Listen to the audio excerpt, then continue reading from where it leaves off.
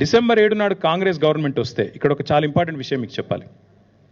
ఇప్పటి వరకు రేవంత్ రెడ్డి విషయం బయట మాట్లాడతలేడు, దానకిషోర్ గారు మాట్లాడతలేరు, గవర్నమెంట్ మాట్లాడతలేదు. ఈ ప్రమోటరు, ఈ చీఫ్, ఈయన ఫౌండర్ ఆఫ్ ఫార్ములా ఈ రేవంత్ రెడ్డిని వచ్చి కలిసిండు. ఇప్పటివరకు ఇది పేపర్లో లేదు, ఎక్కడ లేదు, ఫోటో చెప్తలేదు గవర్నమెంట్.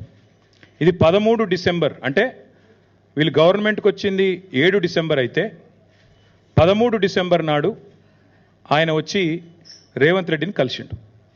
కలిసి తర్వాత ఏం జరిగింది అంటే this is exactly on 13th December. Revanth Reddy గారు చాలా పాజిటివ్గా స్పందించారంట, అది నాకు తెలియదు, స్పందించారంట. స్పందించి నా తర్వాత కరెక్ట్గా 13 నాడు రేవంత్ రెడ్డిని కలిశారు. ఇక్కడ నుంచి ఇంపార్టెంట్ ఈవెంట్ స్టార్ట్. ఇది 19 నాడు ఎవరైతే రేవంత్ రెడ్డిని కలిసిండో ఆల్బర్టో, ఆయన co founder and chief championship officer, ఆయన కూడా, ఈ దానకిషోర్ గారు కూడా ఈ మీటింగ్లో ఉన్నారు. ఆల్బర్టో రేవంత్ రెడ్డి గారిని కలిసినప్పుడు దానకిషోర్ గారు కూడా ఆ మీటింగ్లో ఉన్నారు, ఫోటోలో లేరు, మీటింగ్లో ఉన్నారు. ఇది దానకిషోర్ గారికి ఆల్బర్టో 19 డిసెంబర్ నాడు రాసిన లేఖ, ఈమెయిల్. ఏం రాశారంటే, dear mister Danakishore, I trust this letter finds you well. On behalf of formula E operations, మీకు కంగ్రాచులేషన్స్, ఇప్పుడు కొత్తగా మీరు ప్రిన్సిపల్ సెక్రటరీ అయ్యారు అని చెప్తూ, we're writing to you with great enthusiasm regarding our ongoing partnership and agreement in place for hosting Formula E race in the city of Hyderabad for the next 3 years. వచ్చే 3 సంవత్సరాల కోసం కూడా formula ఈ race ఇక్కడ నిర్వహించాలనే తాపత్రయంతో నేను మీకు రాస్తున్నాను. We value the collaborative spirit that has defined our relationship thus far and look forward to building on the lasting positive impact which 2023 Hyderabad E-Prix has created. ఇక ఇనాగరల్ ఎడిషన్ 31,000 మంది వచ్చారు, దాదాపు 190 కంట్రీస్లో చాలామంది చూశారు అని చెప్తూ, నెల్సన్ అనే సంస్థ $83 మిలియన్, ఇదంతా కూడా మీకు ఇస్తాను, మీకు అన్ని కూడా షేర్ చేస్తాను, మీరు చూసుకోవచ్చు. $83 మిలియన్ లాభం జరిగిందని చెప్పి రాశారు అని రాస్తూ, ఇక్కడ నుంచి important. Following my encouraging personal meeting with chief minister Revanth Reddy last Wednesday in Hyderabad, we kindly request written confirmation that newly elected government will progress with the existing agreement between Formula E operations and the MANUD department. As part of the confirmation to the event, I'd also like to request your commitment to an operational delivery plan of the event. And చెప్పి Formula E event director, with whom you had fruitful conversation earlier, will be in touch with you అని చెప్తూ డీటెయిల్డ్గా email రాసి ఆయన ఏమంటారంటే, ఇందులో చాలా important line ఏంటంటే, I fully appreciate the short preparation time to familiarize yourself with Formula E project, yet I am required to request the receipt of a letter of confirmation of the event commitment by no later than 21st December 2023, close of business India time. 13 రోజు ముఖ్యమంత్రిని కలిసిండు, 19 రోజు email చేసిండు ఆయన దానకిషోర్కి. ఇది ఏది కూడా ఇప్పటివరకు government బయట చెప్పట్లేదు. గవర్నమెంట్ ఎట్లా చెప్తుందంటే అసలు ఏం జరగనే లేదు, ఉత్తనే అయిపోయింది, ఏదో దోపిడీ జరిగిపోయింది అన్నట్టు మాట్లాడుతున్నారు.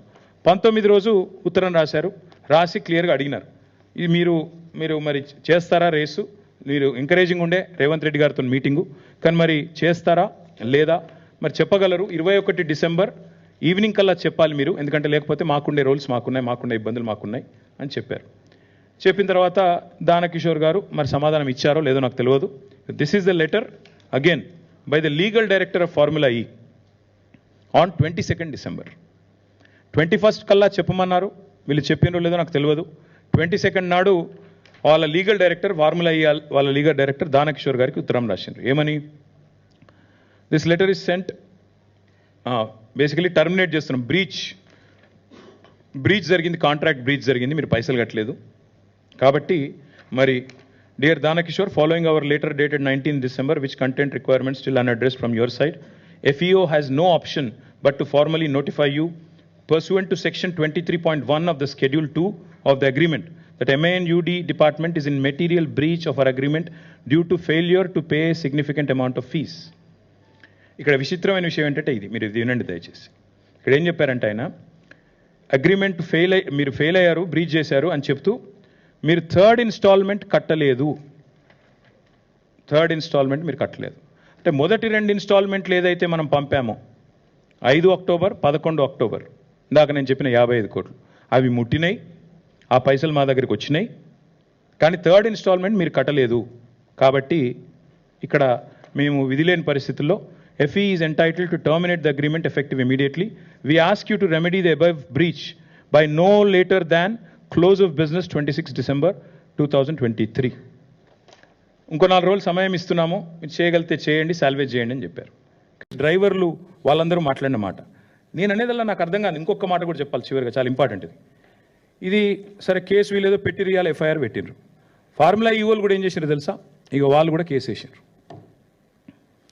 ఎందుకంటే ఒరిజినల్ అగ్రిమెంట్లో ఏముంది, ఏం డిస్ప్యూట్ వచ్చినా ఆర్బిట్రేషన్ కోవాలని ఉంది. అందుకే వాళ్ళు ఏం చేసిండ్రు, వీళ్ళు ఇంటర్నేషనల్ చేంబర్ ఆఫ్ కామర్స్ అక్కడ వాళ్ళు ఆల్రెడీ ఆర్బిట్రేషన్ కూడా ఫార్ములా ఈకి MNUD డిపార్ట్మెంట్ మధ్యన జరుగుతున్న ఈ తగాదా తేల్చండి. ఎట్లా అయితే మాంట్రియాల్కి సంబంధించి ఇందాక నేను చెప్పాను మీకు, మాంట్రియాల్ ఇది మీరు చూడండి, మాంట్రియాల్లో కూడా ఇట్లా రేస్ క్యాన్సిల్ అయింది. క్యాన్సిల్ అయినాక మరి ఫార్ములా ఈ వాళ్ళతో లిటిగేషన్ పోయినరు. ఆఖరికి $3 million లిటిగేషన్ సెటిల్ అయింది. అట్లాగే సెటిల్ చేయాలన్న ఉద్దేశంతో హరీష్ సాల్వే అనే ఒక ప్రముఖ లాయర్ ఉంటారు, ఆ లాయర్ని పెట్టుకొని వీళ్ళు లండన్ నుంచి వీళ్ళు ఈ ఆర్బిట్రేషన్ ప్రొసీడింగ్స్ కూడా వీళ్ళు స్టార్ట్ చేశారు. ఇది ఏది చెప్తలేదు ప్రభుత్వం. ఫార్ములా ఈవోలు వీళ్ళ మీద కేసు పెట్టింది చెప్తలేరు, పైసలు అడుగుతుందో చెప్తలేరు, ఎందుకు రేసు పోయిందో చెప్తలేరు, ఆ పైసలు నిక్షేపంగా ఉన్నాయి, మొదటి 2 ఇన్స్టాల్మెంట్లు అక్కడనే వాళ్ళ దగ్గర ముట్టినాయి అని వాళ్ళు పంపిన రిసీట్లు చూపెడతలేరు, 3వ ఇన్స్టాల్మెంట్ మీరు కట్టలేదు కాబట్టి రేస్ క్యాన్సిల్ అవుతుందని చెప్తలేరు. ఆఖరికి FMSCI దగ్గర వచ్చిన పైసలు, వాపసు వచ్చిన పైసలు అవి తీసుకుంటందుకు కూడా వీళ్ళు ముందుకు వస్తలేరు. This is the fact of the matter. ఇందులో ఇప్పుడు కరప్షన్ ఎక్కడుంది, కాకరకాయ ఎక్కడుంది, కేసు ఎక్కడిది, మన్ను ఎక్కడిది, నాకైతే అర్థమవుతలేదు.